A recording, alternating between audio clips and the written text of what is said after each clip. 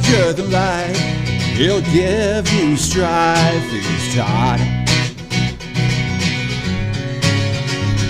He's tall, he's mean, he's labeling machine. He's Todd. Rides a motorbike, he'll tell you what it's like. He's Todd. Don't know what he'll say, he'll scare the kids away. He's Todd. He's Todd.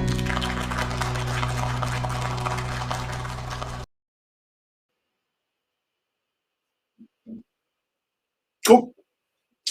Hey, happy Thursday. Thanks again, Dan. I'm still waiting on my rocked out version of the intro song, but one of these days. So I want to thank everybody for joining us today.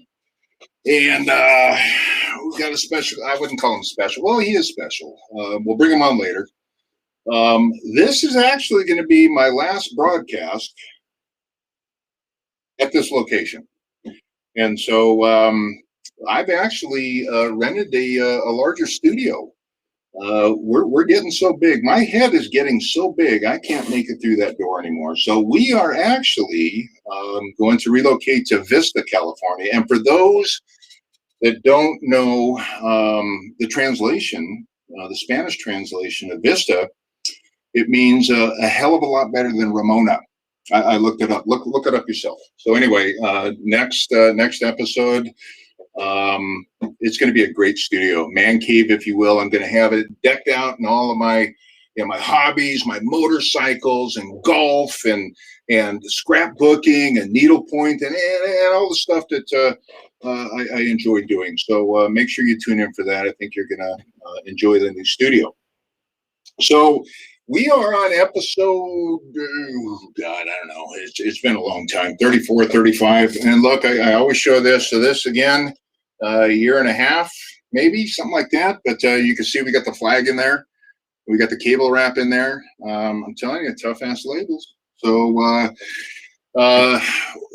we breeze through these things at the speed of light. We've covered a lot to do with labeling, and we're always getting questions. And so we thought, you know what? Let's do, actually, Kate and Kelly thought of this. Let's do an Ask Todd Anything. And it really is kind of anything. Not anything. No, I know a lot. And I can certainly give you an answer to everything. If you do start asking questions in the chat area, I ask that you keep it clean, please. As much as I'd like to fire off, the dirty answers and joke around like that, I value my job. So let's try and keep it clean out there. And then we've had some folks send in some questions ahead of time. I have not seen these questions. So this is going to be shoot from the hip, off the cuff. And,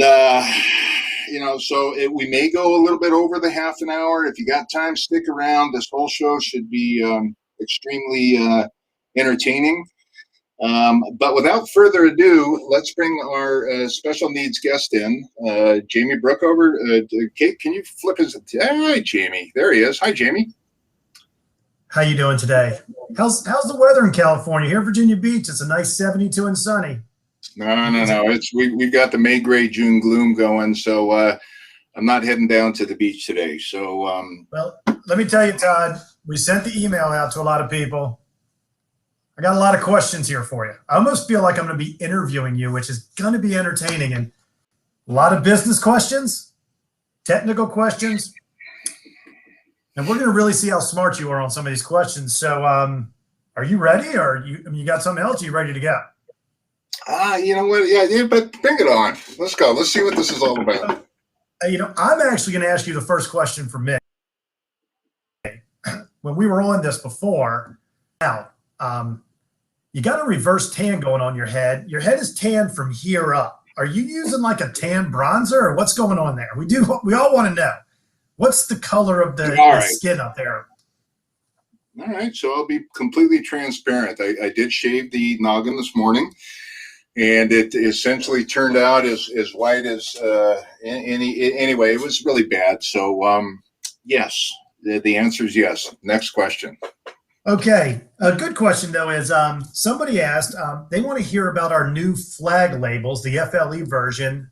What are they, and what's the best place to use them? Okay, so I showed this earlier. Here's your traditional flag. All right, I am no fan of flags, and you got to be careful how you say that. A flag label, for the most part, is very tedious to put together. Both sides have to match up exactly. If not, then it looks like hell, and you're exposing some adhesive, and it takes a lot of time. I personally have no patience whatsoever for flags. So I've shown this, Jamie, in previous episodes, all right, and you can kind of see the new flag.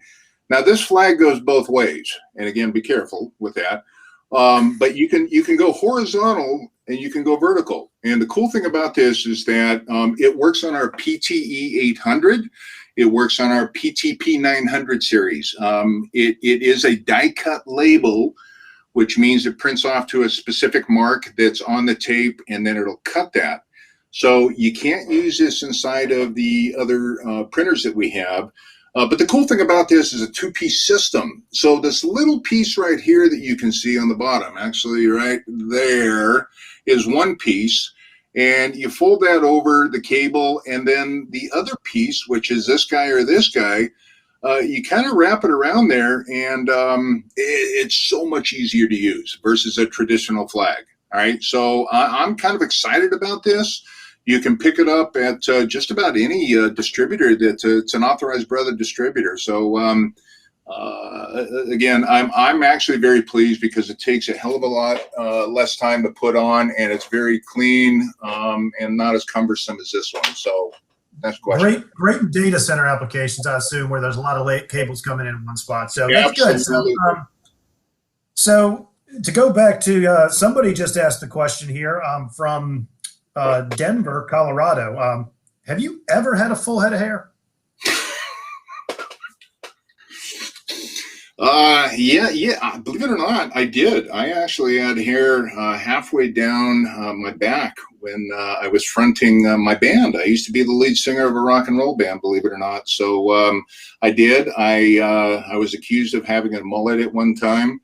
I actually lost a bet to my older brother, Sam, while we lived in Texas, and had to cut my hair and never grew back. So if anybody, if I need to back up my BS, I got plenty of pictures with me with hair, but thanks, Jamie. Appreciate that. We'll believe it. Hey, it came from Denver, Colorado, I'm saying. So, so here we are. We have somebody, looks like St. Louis, Missouri has asked this question.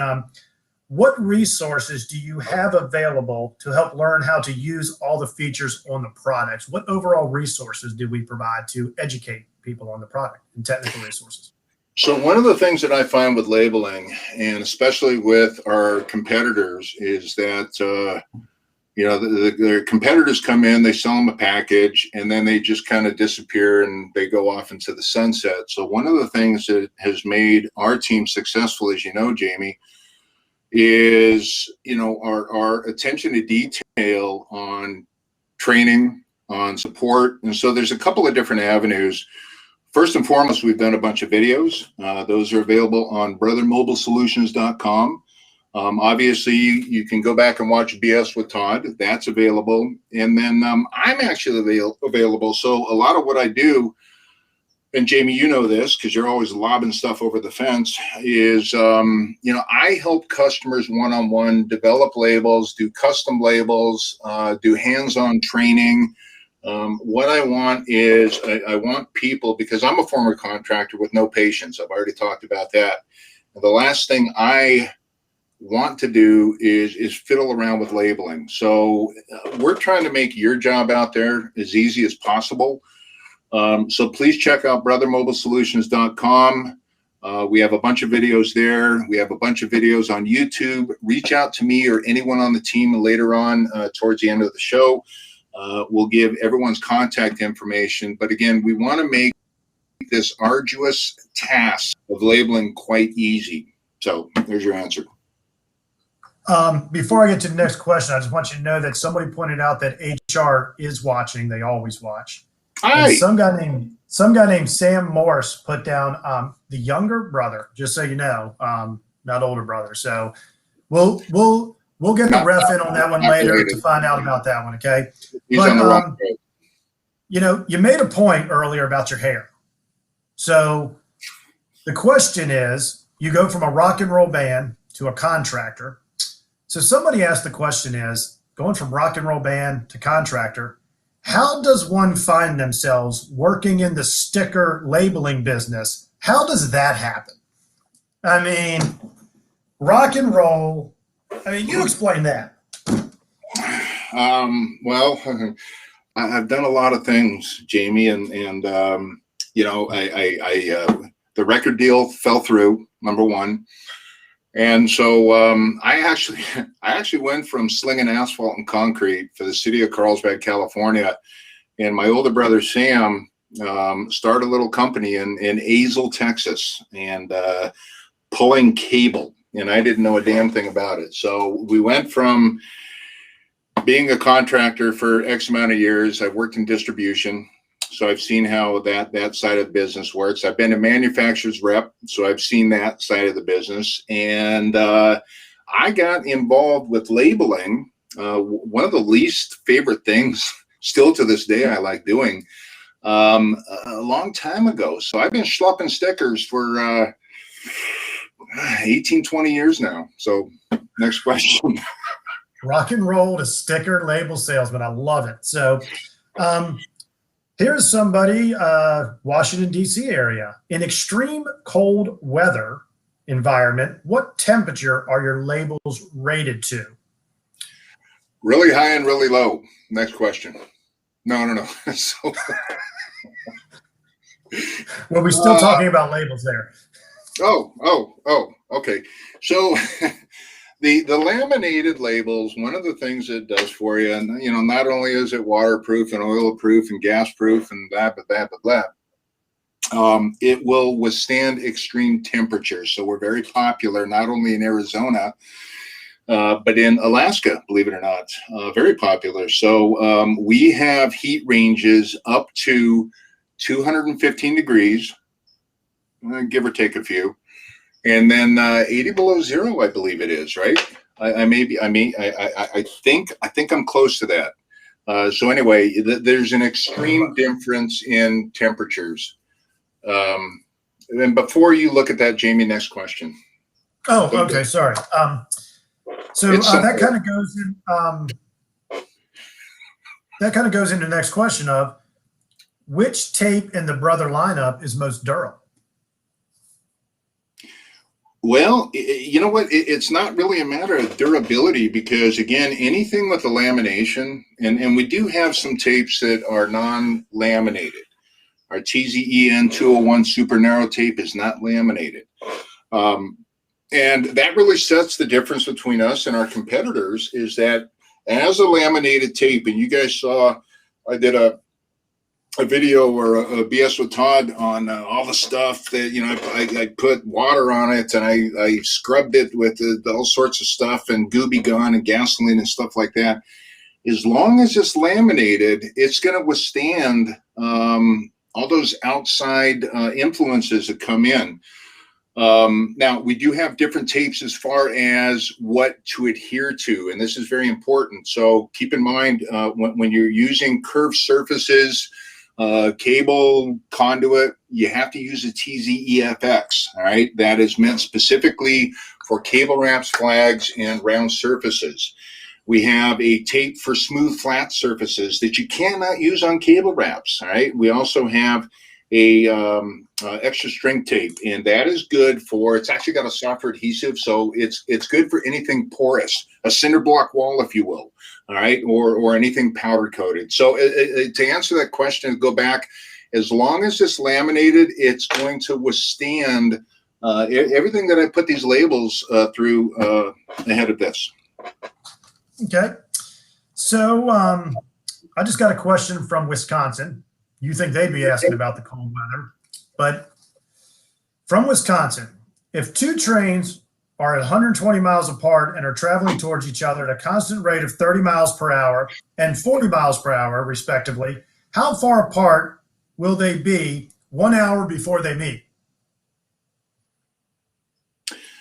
Okay, yeah, you know what, Todd? No, you know what? No, they'll be an hour apart before they meet. That's the answer. Good point. Good answer. Yeah, next question on that one. That was a tough one. So horrible at math. Ask my boss Craig. Horrible with math. Yeah, I've seen some quotes you've done and some things you've done. Yeah, it was not very good at math. I've seen that before. So the idea is to make money. I don't know if you saw that when you got hired. The goal is to make money. So, but which printers will allow me to print QR codes? And this is actually from a manufacturer in Florida. Would like to know which ones can do QR codes. Okay, so the QR code itself is not embedded inside the machines.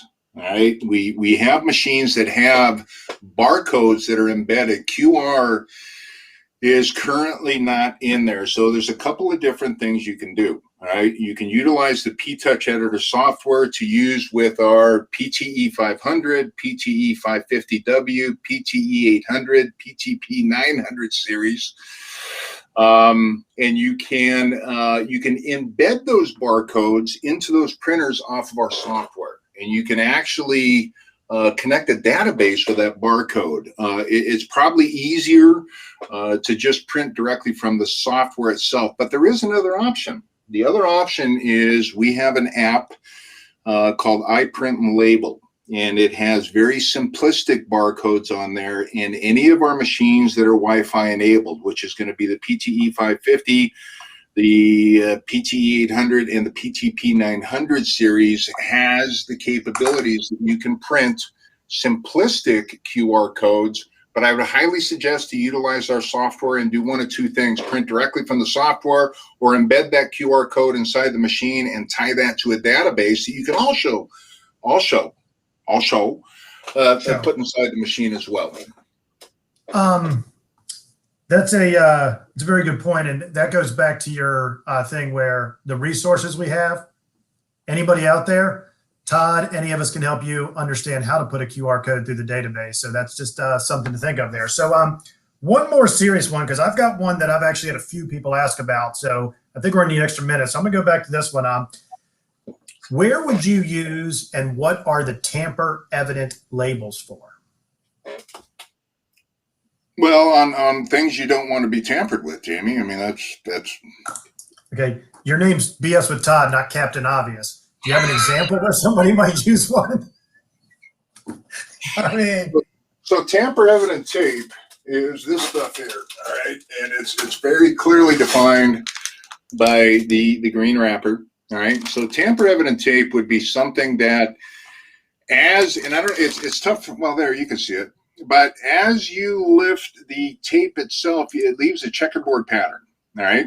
And then you can't stick that label back down. So let's hypothetically say that you've got some type of custom cabinet that you put together, that anytime it's opened by somebody other than a authorized service tech, if you will, if that label has been tampered with, it could void the warranty. All right, so things like any assets, really, Jamie, as far as laptops or servers or stuff like that, it just gives some indication that somebody was monkeying in an area that they shouldn't be. So again, the tamper evident tape is defined by its green label. Okay, good stuff there. So Ian really put this question out, but I think a few people have asked the question. You've talked about some cooking that you like to do and everything. And so people like to know, what's the secret behind your baby back ribs and the sauce and the rubs and everything you do? Is there a secret, especially with these baby back ribs, that you would like to share on this episode? God, mustard. I'm telling you, it sounds disgusting, But and I learned this from a very good dear friend of mine named Myron Mixon, who's been in the industry for a couple of years. And so mustard, if you put it on, it actually dissipates. So it'll seal in that sauce that you may have put on previously. If you want to put it on the bear ribs themselves, it's actually like vinegar. Vinegar eventually, over the course of time, will give it a little wang, right? But the mustard itself will actually dissipate. So mustard, and there's plenty of videos out there on the mustard, but it does make a huge difference. I sure wish my older brother Sam would take me up on this, for his barbecuing. But nonetheless, that's a secret, Ian. So there you go. That's mustard was your answer on that? Mustard. I think the secret is you actually take credit for it and you let your wife cook it, don't you? No. Okay. I'm actually pretty good at that stuff. But anyway, next question. All right, from North Carolina. Considering Bixby standards, do brother printers offer a serialization function or a function that helps speed up the process in the Bixby standards of getting your labels done? No, 606C, it is a standard. I don't know if serialization would come into play there. It's all based upon ANSI TIA 606C, which is a certain cadence of the way you should label, so that way it makes it easier to identify where it's coming from, going to, so forth and whatnot. But the serialization, as an example, here's a great example. So this is actually a printer that I used out in the field. It's at 20 years old, all right? And so the way we used to do things where we'd go A01 space, space, space, space, A02 space, space, space, A03 space, space, space, you're always wrong, all right? In the amount of tape used, and sometimes if you got these big old claws like this, you happen to hit a couple of keys at the same time, you fat finger stuff. So the best thing about serialization is that you can enter your first ID, could be A01-01. You tell our machines, and the serialization really starts at the PTE 300. You go to the PTE 500, the 550. We have it on the PTE 800. And what that does is you tell the machine how many identifiers you're putting in, or how many cable wraps, or how many ports, and it basically builds a job for you. But yes, based upon always 606C standards. This one just came in. Might be a little on edge because it's a little political, but being in California, Todd, are you considering running for governor with all the news that we're hearing out right now? Are you going to consider running for governor of California? I really don't think I have a chance against Caitlin. I'm sorry, but I think that was a simple yes or no. I mean, even considering doing politics is scary. I'm just too busy with this, Jamie, and I'm having a good time. Why would I set myself up for failure? So anyway, next question. That's a good point. So there's another interesting one that just came in. This is actually from a friend in Georgia. They said, it's a friend of yours, but they won't give the name. Do you have a license to practice law in Guatemala? Asking for a friend. I don't even know what to say to that. I don't even know what I mean. You know what? Truth be told, because we're all transparent here, Jamie, I lost that license in Guatemala, but I'm still licensed for Panama. Anyway, next question. Okay, that's good. So what sets Brothers' lamination process apart from the competing labels? Well, a lot of our competing labels don't do it. I mean, obviously, there's self-laminating labels that primarily come on sheets. We do have a cartridge solution, though, for self-laminating. And it's the lamination process is a very old, archaic Cro-Magnon way of labeling. And really, they developed it So that way, for inkjet printers, so you print on the little white printable area followed by a clear tail. It'd wrap around that, so that way it wouldn't scratch or smear or blah, blah, blah, blah, blah. So all of our tapes are laminated, and a lot of our competitors aren't, which means that the ones that aren't are going to be open to scratching, scuffing, water, fading, so forth and whatnot. But what we do is we actually print on the underside of the laminate in the cassette system, and then it lays on top of the substrate. So it is a very unique way of doing it. And the whole idea behind that is to protect that identifier, to protect that tape. So Brother has a very unique way of doing it. This is a two-part question that's about to come out. Interesting one. Were you ever a professional wrestler with the WWE or WWF? You kind of have that look to you. It's a yes or no. No. Okay. But then I'm going to ask the second question. If you were, how many second graders do you think you could fight off before you became overwhelmed?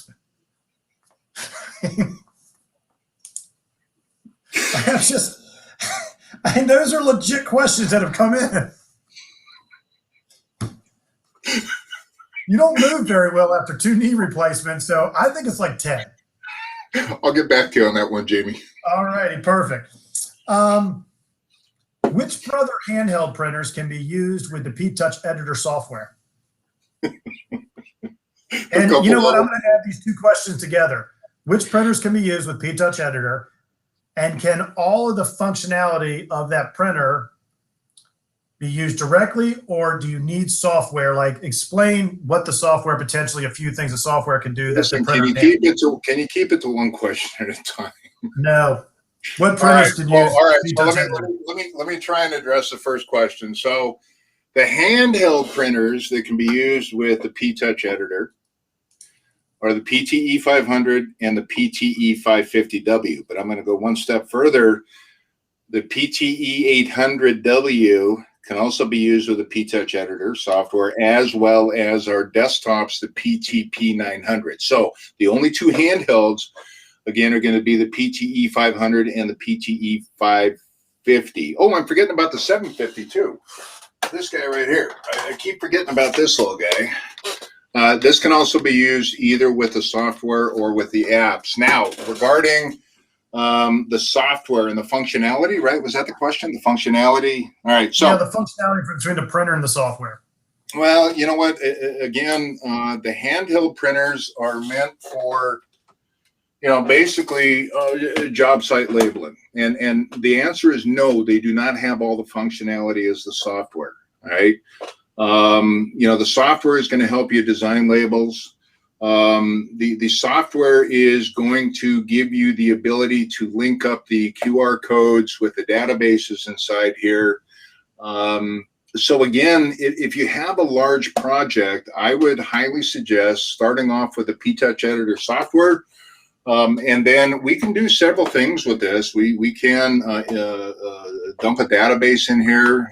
We can dump different QR codes.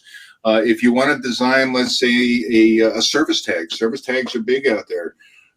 Design it on the PTouch Editor, and then either keep it on the machine to print on the fly, or you can actually put it on your phone, connect your phone to this.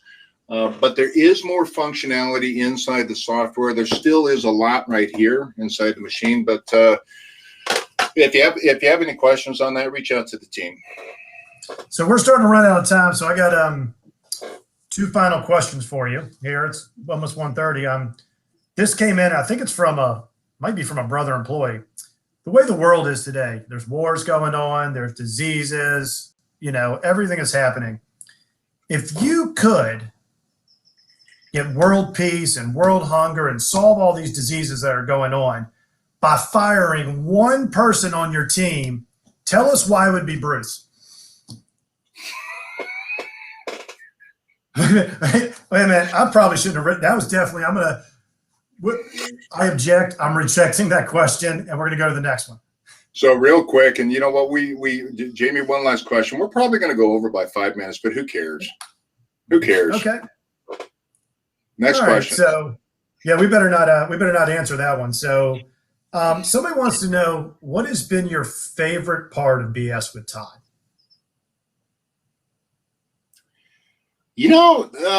Me. I've been my favorite subject. I'm my biggest fan, Jamie, and I like to hear myself talk, and what a perfect venue for me to do so. But in all seriousness, no, it's spreading the brother word. It's spreading, good cheer. It's having a good time. It's talking about labeling. It's talking about nonsensical stuff. It's making up words on the fly. It's a compilation of everything. I enjoy the hell out of this. My guests that I've had on, they're fantastic people. They become friends of mine. So it's a way that I've made more friends. And so it's just been fantastic. Well, I'm going to tell you not to swell your head anymore for this new studio you're going into, but I'll tell you, your entertainment also during it has been, I think, a lot of reason people also watch. It's not serious all the time. It's got to be just business, business, business, but it is business with you. So I will tell you, now you're probably not going to be able to get back out of that room because your head swelled a little bit more. So, all right, since we got a few minutes, I'll ask another one. The temperature guy's back asking questions. He would like to know the temperature at which water would boil at 9,000 feet with an ambient temperature of 64 degrees with 15% humidity with a 6 mile an hour crosswind. Let me get back to you on that, Jamie. Yeah. I'm close. No, I'm close. So, I do see one up on the screen here. Why no 15 millimeter tape? Yes. You know what, to be quite honest with you, it's probably, hi Chuck, it's probably because there's not a lot of call for it within the industry. Everything is pretty much, quarter inch, 3/8, half inch, 3/4. We use millimeters because we're just a little shy of all that. But again, there's really no call for it. There was something else about colors and different colors of tape and wanting more colors. Again, it's based upon supply and demand. And if we don't get a call for these different types of colors, even though our competitors may have it, and I get that all the time, there's just not a lot of call that we get for it. And to develop these machines and to pump all this stuff out is incredibly expensive. And so that's really the reason why in some cases we can't just do things on the fly. But if you have any questions on, sizes or I do have some suggestions on that based upon the fact when I was a contractor, reach out to me and I'll answer anything you got. This just came in also, and I think it has to do with the motorcycle. Helmet or no helmet? Helmet. Look at the curve in my head, and that's not natural. That actually came from hitting a curb, and it never healed right. So you got to wear a helmet. The question then is the curb okay? Yeah, curb's fine. Oh, the curb. Okay, good. Oh. Anyway, yeah, a helmet. I got to do it. Arizona, Colorado, no helmet states. I did that for a while, but. You could tell, by it's just, wear a helmet out there. So I'm going to end it with this question, Todd, is if I'm your customer and you're doing a sales pitch to me, what's the number one reason that I should use Brother Labels over the competitor? The number one reason? Besides you cannot be the answer. Give me the top 3 reasons I should use Brother Labels. Number one, it's less expensive. I'm telling you, those who haven't done cost comparisons out there, please do that. The easiest way for me to sell Brother out in the field is to ask, do you know what that labeling's cost you? 99% of the time, the answer is no. So I enlighten them, and they're always shocked at the amount of money they're spending on labeling. Number 2, mistakes in labeling. How do we eradicate mistakes in labeling? And Brother has several different ways you can do that, because time is money as well. And then, the durability of the tape. You don't want to go back to the job site. You don't want to replace labels that have fallen off or have scratched off or have faded. So again, based upon what I've been showing for the past year and a half, use a label and be one and done. That's the bottom line. So there's your top 3 reasons. Number 4 would be me. Good answers. Hey, Todd, I got to tell you, this was the questions coming in, the ones we got before. It's been entertaining. I think everybody really likes the BS with Todd. Chuck just told us there is no competition with the BS. So maybe we don't have competition. We have people that try to do what we do. So thank you for allowing me to be a part of this. This is entertaining. Maybe we'll do another one because I got to tell you, question after question, I probably got another 100 here I could ask you. So maybe month or 2 from now, maybe 3 months, we'll try to do another one. How's that? All right. It's always fun, Jamie. Look forward to not seeing you again anytime soon, but thanks for coming on board. So Kate, would you roll? We're a couple minutes over. Kate's back there. Thank you, Kate. Thank you, Kelly. Thank you, everybody in the background. June 3rd, TBD. The reason why it's TBD is because I had something really, really special lined up and it didn't happen. All right, so we're going to put something in its place. Stay tuned. It's always going to be a good show. On June 17th, Labeling Nightmares. I'm enlisting everybody out there. Come up with some nightmares for me. Chuck and Blake and all you guys, maybe it'd be good to have you guys on board again. I've got a whole bunch of my own labeling nightmare stories when I was a contractor. And so that should be a good episode. And we can all learn from that. Number 1, to avoid ahead of time those labeling nightmares, and then also fixing those nightmares as well. So stay tuned for that. As far as contacting the team, Kate, could you show that one? So I'm Todd Morse. I'm on the West Coast, hailing out of gloomy California today. We got Mr. Jamie Brook over in Virginia Beach. We got Mr. Dan Cobb out in Wisconsin. We've got Mr. Bruce Page in really doesn't matter, but we've got Mr. Rob Dawkins out of North Carolina. Craig Robinson, our glorious leader, hails out of Bradenton, Florida. With that being said, I want to thank everybody. We're 6 minutes overdue. Everybody that asked questions, again, if I didn't get to them, I didn't see a whole lot. I think I answered most of them. If you have any other questions, todd.morse@brother.com. Email me any questions, comments, concerns, or otherwise, and I'll get back to you as soon as I can. But again, have a very blessed rest of the week, and I'll see you on June 3rd. So take care, y'all. Bye.